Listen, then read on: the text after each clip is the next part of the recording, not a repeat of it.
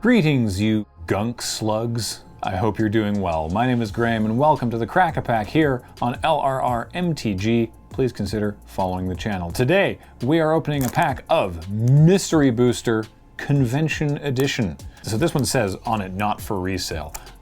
I know that these are actually coming to retail at some point. Maybe they already have by the time that you're seeing this, but this one was given to us by Greg at PAX South 2020, because you could win them at for doing events. You could win them from doing, mystery booster events, which I did a lot of at PAX East and didn't do nearly as many as I should have at PAX South, because A, they're super fun, and B, the estimated value of entering one was very high because of the ridiculous playtest cards. If you haven't had a chance to actually play Mystery Booster, which obviously you wouldn't have had a chance to play, certainly not the convention edition, in about a year and a half, it's fun. It's like 1,800 cards or something, so it's like drafting an enormous cube, and it was super fun time. And again, those playtest cards, very fun in the game, if you so desire. I guess that's debatable. I thought they were very fun in the game, and could flip for quite a bit too. Thick foil. Alrighty. Abzan Falconer, 2 and a white for a 2/3 human soldier with Outlast for a single white. This was the Abzan mechanic in Khans of Tarkir. Outlast was that you pay a cost and tap the creature to put a +1/+1 counter on the creature. You can only do it at sorcery speed. Everybody has to remember that. And this also says each creature you control with a +1/+1 counter on it has flying. So Abzan Falconer was very, very good, because not only did it have Outlast, it was also like an Outlast Lord that gave everything with a counter the pump. Now, luckily, counters are just a thing that shows up on lots of cards, so this is probably pretty all right in this format. Cloud Shift is next. Single white mana for an instant. Exile target creature you control and return that card to the battlefield under your control. Cool.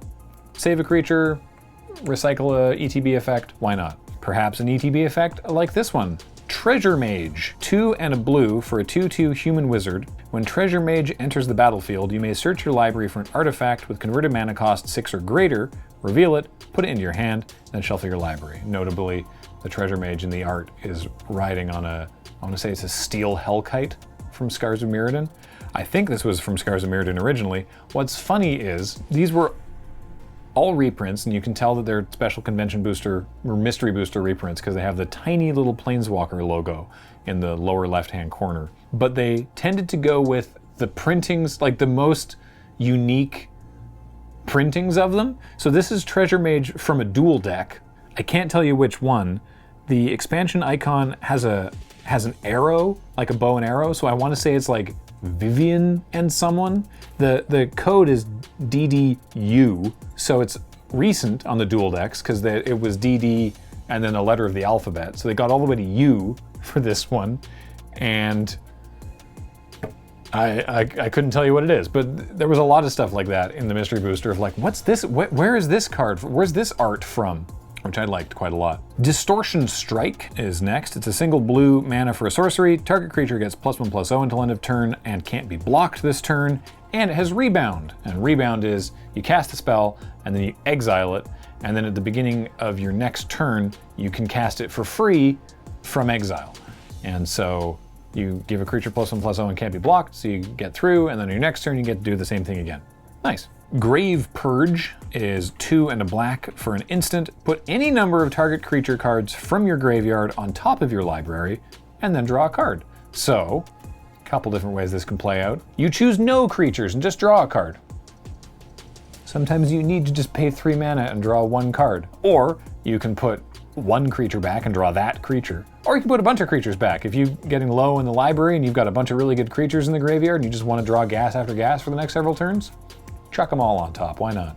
Bloodrite Invoker, 2 and a black for a 3/1 Vampire Shaman. I forgot this guy was a vampire. And for 8 mana, target player loses 3 life and you gain 3 life. And again, what symbol is this? This is another dual deck. It's like, is this Liliana?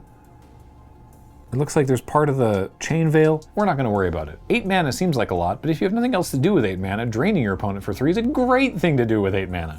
Brute Strength is next. 1 and a red for an instant. Target creature gets +3/+1 and gains trample until end of turn. Sure.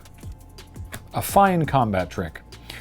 Insolent neonate Is a 1/1 for a single red mana with Menace, or as I tend to call it on this show, Menace. And it also has this ability, discard a card and sacrifice Insolent Neonate, draw a card. Now you would think that that is bad, and it's entirely possible that within the context of Mystery Booster, that is bad. But in its original context, that set had Madness, so really having a sack outlet was upside. And for 1 mana, it wasn't bad. It wasn't great, but it wasn't bad. Sylvan Bounty is next. 5 and a green for an instant. Target player gains 8 life. None of that is relevant because it also says basic land cycling for 1 and a green, which means that you pay 1 and a green and you discard this card and you go looking through your library for a basic land and you put that into your hand. That's why you run Sylvan Bounty. Maybe you desperately need to gain some life, but that's not why you care about Sylvan Bounty. Azuri's Archers, also from that same dual deck with the bow and arrow. Maybe it's the Azuri deck. It's like an elvish something deck. It doesn't matter. It's a single green mana for a 1/2 elf archer with reach, and whenever Azuri's Archers blocks a creature with flying, it gets +3/+0 until end of turn. So it should be able to trade for most flyers, which for a single green mana ain't bad. I am mortified to report that our next card is Mortify. Wait, no, what's the other thing? Excited. I'm excited to report our next card is Mortify. 1 white, black for an instant. Destroy target creature or enchantment. Sometimes enchantment, but mostly creature. Yeah, Mortify is great. It's the art from Commander 2018 on that one. Mere Sire. A Mere Sire is 2 mana for a 1/1 artifact creature mirror, and when it dies, you create a 1/1 colorless mirror. So you get a mirror, and then it dies, and you get another mirror. And mirror beget mirror. And then you can use the mirror retriever to get the Mere Sire out of your graveyard. There's ways to cycle things. You could do shenanigans. Don't worry about it. Oh, wow, cool. We have 2 rares and then our playtest card. So our first rare is Tower of Eons. It's a 4 mana artifact from Mirrodin, I think. It's with the sword, so I think that's just Mirrodin. And for 8 and tap, you gain 10 life. So it's called the Tower of Eons because this game is going to take forever. 8 mana, gain 10 life. I'd rather use the Invoker, honestly. And our other rare is Gravecrawler, which is a single black mana for a 2/1 zombie. It can't block, but you can cast it from your graveyard as long as you control a zombie. So if you got other zombies, you can just keep on bringing Gravecrawler back. Gravecrawler keeps on crawling back. Water. Anyway, our playtest card is a split card, Start the Fire, or Start Fire. So Start is 2 and a white for an instant, create 2 1/1 white warrior creature tokens with vigilance, which was already, I'm just realizing now, Start was already a card. This is actually fascinating to me from a design perspective, because Start was already the first half of an Aftermath card, Start to Finish, where Start is exactly that, and then Finish is, I think it's 2 and a black, and you sacrifice a creature and to destroy a creature. So I like the idea of reprinting half of a split card, which Magic considers a unique spell, combined with a different card on the split. That is cool.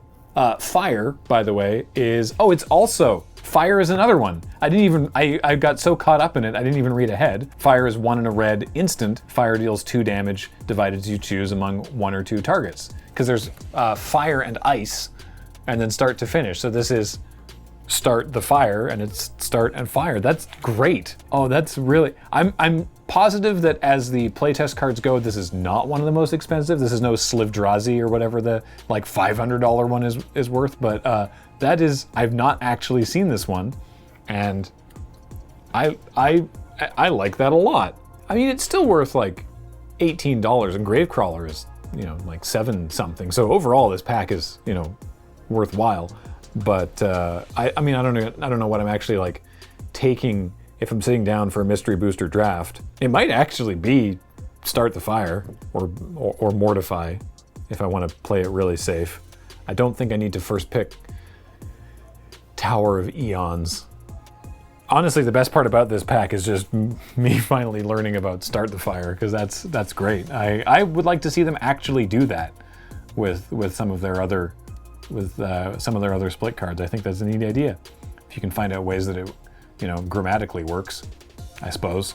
That is going to do it for this episode of Crack-A-Pack. Thank you, Greg, for this pack of mystery boosties. And until next time, if you want to send us a pack, you can at our P.O. Box. Make sure to label it Attention Crack-A-Pack so it doesn't get heaped in with mail time. Check out our store.loadingreadyrun.com, and of course, ultimately our Patreon, because that is what keeps the lights on around here. And without the lights, this would have been a very dark video. Great, good. I've been Graham. James, who is helping out here. Shout outs to the editors. Thank you all for watching. See you next time.